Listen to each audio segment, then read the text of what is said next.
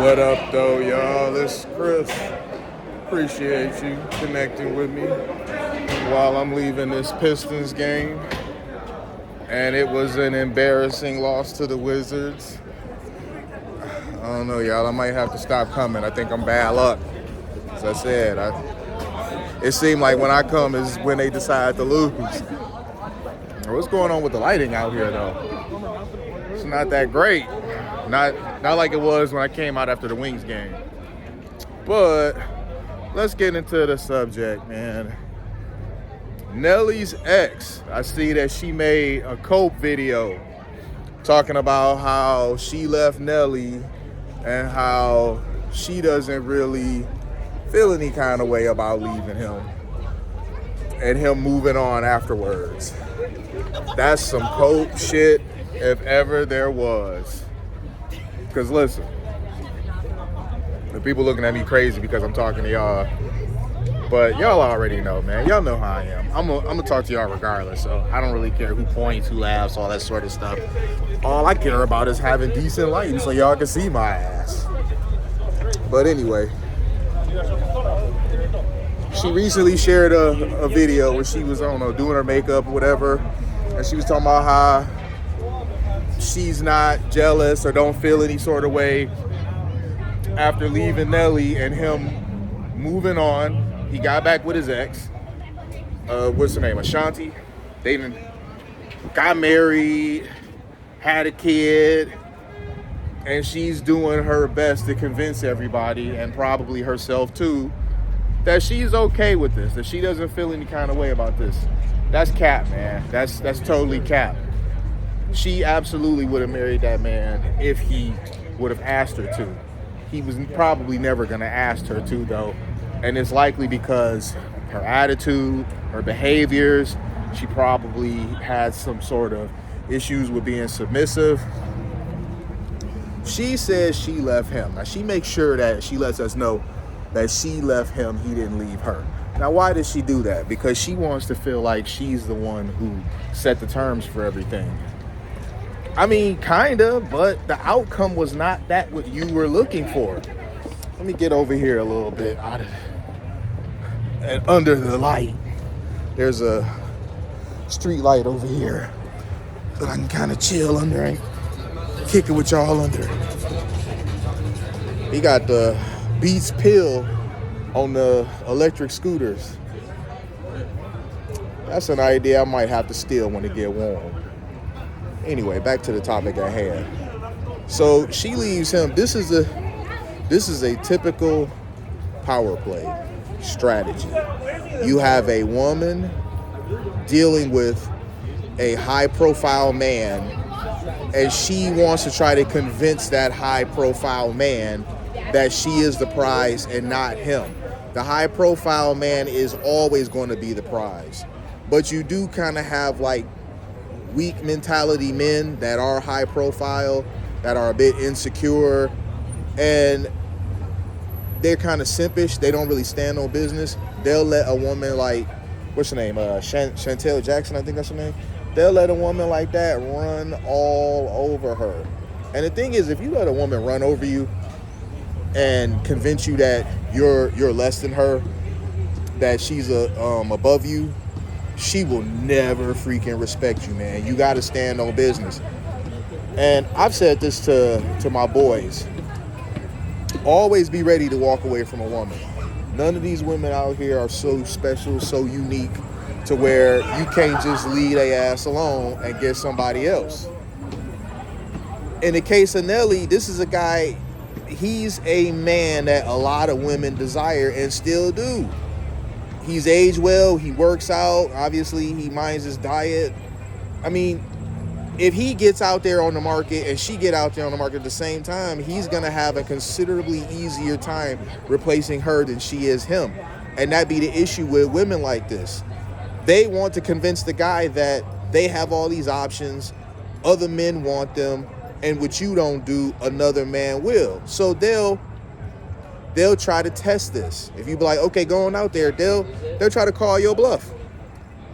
She went out there for the streets, thinking that if Nelly would have seen her dealing with some other dudes, that Nelly would have came to his senses and he would have wanted her back. And if Nelly would have did that, that would have been the worst decision he would have ever made in his life. Seriously, that would have been the worst decision he would have ever made in his life, because she would have forever had leverage in the relationship. What is that? Oh, he out here with one of them slingshots. It's kind of early for one of those, man. It's March. It's a bit early to get those. I mean, I know in like 2 months, especially 3 months, I'm gonna see them out here a lot, but it's too early for them right now. Hey, the Q line out here making noise. Everything making noise. It's the return of noise. I know I had a few videos where I really didn't have too much noise around me, but here y'all go. Y'all got the Q line bringing the noise back. Anyway, as I was saying, if he would have fell for that nonsense and started missing her and wanting her to come back, he would have flipped his strong position to a weak position. And now she would have held the leverage. And listen, man, I'm gonna tell y'all something, and there's gonna be people that's gonna disagree with me on this. When women are the boss in the relationship, they are not good people.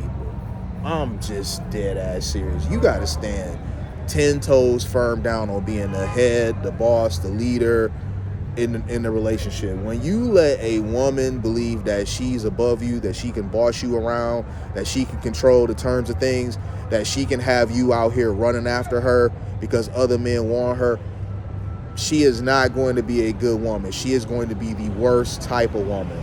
So Nelly, let her ass go on out there to the streets. Let her do whatever it is that she was trying to do. I mean, he slid into his ex's iMessage inbox. Like, hey, what's up? One thing led to another. They became public out there doing this and that, married, have a baby. I mean, he gave to Ashanti everything that he wouldn't give to her. And you know it's killing her. She can sit up here and be like, oh, it's not really that big of a deal. Everybody out here having a good time, man. 313 day. I've had a good time myself. It's been a great 313 day. But long story short, he stood 10 toes down on this woman. She left. She left because she wanted to go to the streets, and she hoped that he would fall for the okie doke, and he didn't. I'm telling you, these women like that want to be the dominant one in the relationship. They want to be the boss in the relationship, and they want to convince the man that he is at a lesser position. He's at a lesser position, and it has less leverage and even less options than her, were they to split. And that just didn't end up happening. I mean, you dealing with a chick that had access to unlimited groupies, unlimited 304s. I mean, for you to think that you could tell this man, like, you just it.